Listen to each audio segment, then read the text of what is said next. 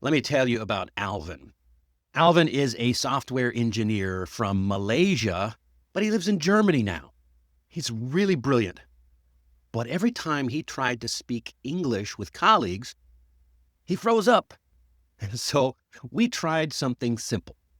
I asked him to start narrating what he was doing out loud in English, just to himself. Stuff like, okay, now I'm writing the weekly update, or I need to check the bug report before lunch. And of course, it felt weird at first. But 2 weeks later, his confidence shot up. His coworkers noticed, his boss noticed, and suddenly he was the go-to guy for presentations. So, how does something so simple work so well? Let's break it down together.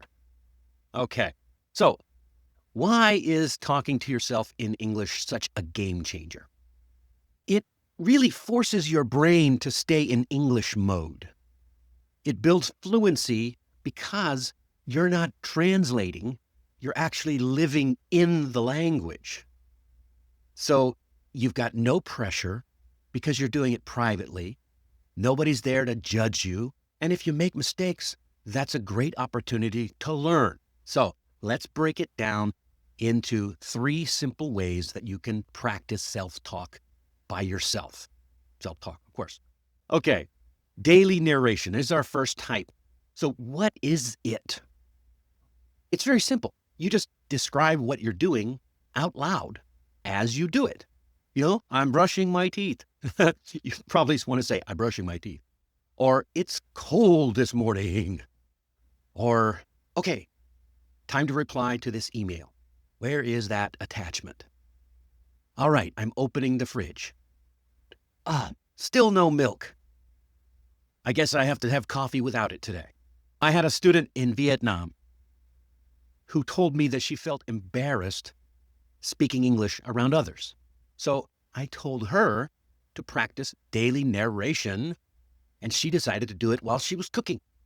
She would say things like, I'm chopping carrots. The soup smells spicy. I'm going to add a little more salt. A month later, she sent me a voice note, and her flow was so much smoother. It was like she had been secretly training in the kitchen. Even just 5 minutes a day can make your English more authentic and automatic. Think of it like lifting tiny little weights. Your fluency muscles get stronger without you even realizing it. And the best part is, you're already thinking in your native language all day. So why not just switch the channel to English for a few minutes? It's low pressure, it's totally private, and incredibly powerful. So that's daily narration. Next up, we've got future conversations. Practice imaginary conversations that you might have later today or tomorrow or even next week. I do this all the time. You might say, okay, so I'll say, good morning, Sarah. Did you get a chance to review the report? Or you might say, if he says no, then I'll say, no problem. I just wanted to touch base before the deadline. You might wonder, if my teammate asks about the timeline, I'll respond, we're aiming to finish by Thursday, so I'll keep you posted if anything shifts. So this helps you walk into real situations already warmed up. One of my students, Diego, he worked in customer service for an airline. English wasn't his first language, and he said he always froze up when passengers asked for help. So we practiced future conversations every day. And he would say things like, okay, if someone asks about baggage fees, I'll say, it depends on the route and the ticket class. Let me check for you. So after about a week of this, he told me, it's like my brain already had the answer ready when someone asked. That's the power of future conversations. And you don't have to worry about sounding stiff. This is a rehearsal. Think of it like actors running lines before a big performance. And I see we've got an actor in the chat right there. Think of the same thing. You can do this every time when you're alone. No pressure. It's okay.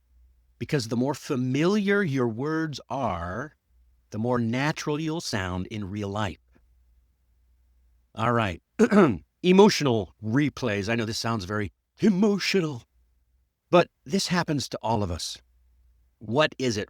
You should take the time to reflect on something that happened and then replay it in English. So you can take something that happened in your native language and then practice it in English. Isn't that cool? This will also help you to find holes in your vocabulary if you don't know a word or something. You might say, oh, I should have said, actually, I do have a suggestion, not just smiled and nodded. Or next time I could say, oh, could I jump in for a second? Or, oh, why didn't I say I'd be happy to help with that? That would have sounded more professional. We all find ourselves in situations where you think of what you wanted to say after the fact. So I once worked with a client whose name was Minji, and she had a tough moment in a team meeting. Her manager asked if anyone had questions, and she wanted to ask about the timeline, but stayed quiet, naturally. That's kind of the natural reaction to, does anyone have questions? Later, she told me, I had the question in my head. I just didn't know how to say it. So we worked on replays. She practiced saying, could you clarify the next steps for me? Or, I just want to confirm, are we starting this week or next week? So a few days later, she used one of those lines in a real meeting and got a clear answer and a nod from her manager. So these little emotional replays help you to bring and build courage and develop your phrasing. So you can take that, I should have said something moment and turn it into practice for next time. Remember, mistakes are actually good things. They help you to learn. As long as you learn from them, they help you to get better. These little replays help you to upgrade your responses over time. You learn from the moment, and then the next time, you're ready. Okay, here's my final thoughts on this. Look, you don't need perfect grammar. The point here is fluency, not perfection. Fluency is in like comfortably being able to speak the language. So treat it like a rehearsal. You know, I practice all of these techniques myself, and I have been doing it for years, and I mean decades. I narrate things when I'm doing chores or when I'm exercising or walking. I run through imaginary conversations before client calls, and I replay tough moments to figure out how I could have said something better. And that's honestly why I'm almost always ready to speak. It's not a talent, it's a habit. And if you're shy, whisper, or talk in the car, or talk to your dog or your cat, or maybe a plant. I heard plants like to be talked to. Dogs are great listeners too, by the way. All right, here is your challenge for this session. Talk to yourself for 3 minutes today, tomorrow, just 3.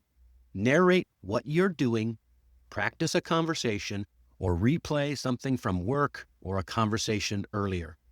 And that's it. And if you found this helpful, I want you to click the like button, subscribe, and share this with a friend who wants to sound more fluent in English and maybe stop freezing up so much.